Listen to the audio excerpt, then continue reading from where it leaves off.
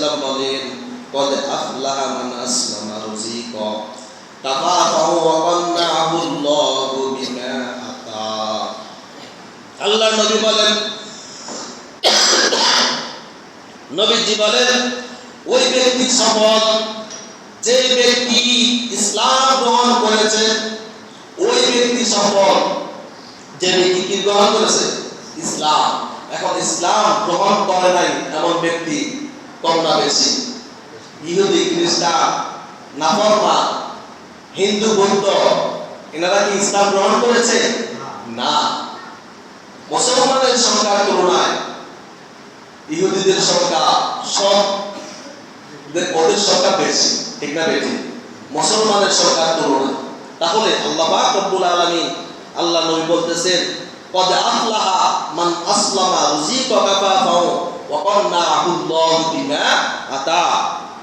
নবীজি বলেন, ওই ব্যক্তি সফল যিনি ইসলাম গ্রহণ করেছেন, ইসলাম গ্রহণ করেছেন এবং পরিমাণ মতো আল্লাহ তাআলা তাহার রুজির মধ্যে বরকত দিয়েছেন। পরিমাণ মতো, সে তার যতটুকু দরকার, আপনার আমার যতটুকু দরকার, ততটুকুর মধ্যে আল্লাহ আমাদের রুজিকের মধ্যে কি দিয়েছেন? বরকত দিয়েছেন। ইসলাম গ্রহণ করার পরে যারা ইসলাম গ্রহণ করেছে সে সফল, এবং আল্লাহ পাক রব্বুল আলামিন তার রিজিকের মধ্যে অতটুকু পরিমাণ যতটুকু দরকার অতটুকু পরিমাণ বরকত দিয়েছেন।